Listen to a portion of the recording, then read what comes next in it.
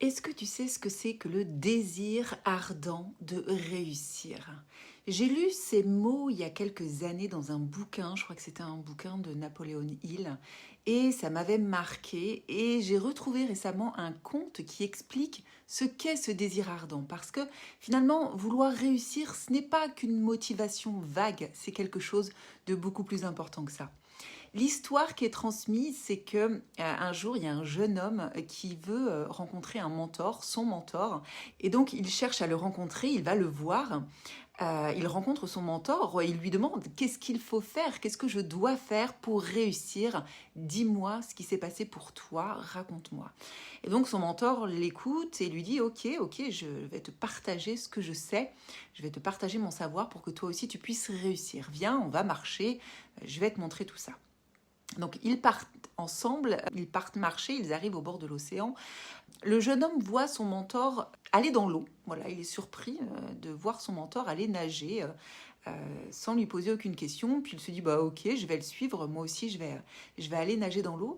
Et puis alors qu'il arrive à la hauteur de son mentor, celui-ci lui prend la tête et lui la met sous l'eau. Et donc le jeune homme pense à une blague et il ne réagit pas trop, il fait semblant de... Voilà, il ne bouge pas.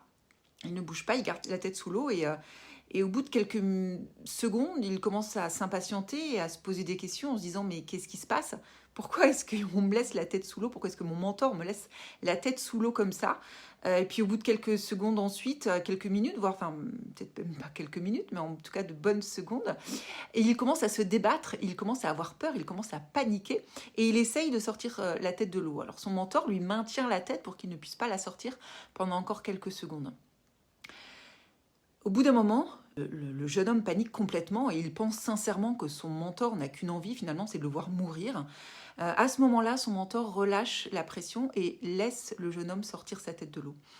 Le jeune homme reprend son souffle, il est choqué, il est en colère et il lui dit mais enfin, mais ça va pas, mais j'aurais pu me noyer, pourquoi est-ce que vous avez fait ça? Et le mentor lui a répondu calmement, écoute, quand tu étais sous l'eau, que voulais-tu plus que tout au monde? Enfin, mais respirez, criait le jeune homme. Exactement. Et quand tu voudras réussir autant que tu voulais respirer à cet instant-là, alors tu réussiras.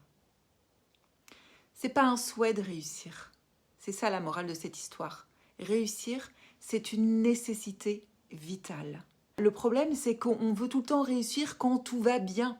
Mais réussir, c'est aussi faire des efforts dans les journées plus inconfortables. Quand on doute, quand on est malade, quand on n'a pas envie. Et la conclusion, c'est que le désir ardent, c'est pas l'intensité de l'effort que vous allez y mettre, même si ça va être important. Le désir ardent, c'est la constance de la volonté que vous avez. Et du coup, la question à vous poser, c'est est-ce que toi, tu veux réussir comme on a son confort ou est-ce que tu veux réussir comme on veut respirer? Dernière question pour vous faire passer à l'action. Sur une échelle de 1 à 10, à quel point veux-tu réussir? Si c'est 10, c'est bon, tu vas y arriver. Si c'est 9, non. Si c'est 8, non plus. Tu dois vouloir réussir à 10, voire à 11 ou 12 sur 10. Je te souhaite toute la réussite du monde. À très bientôt.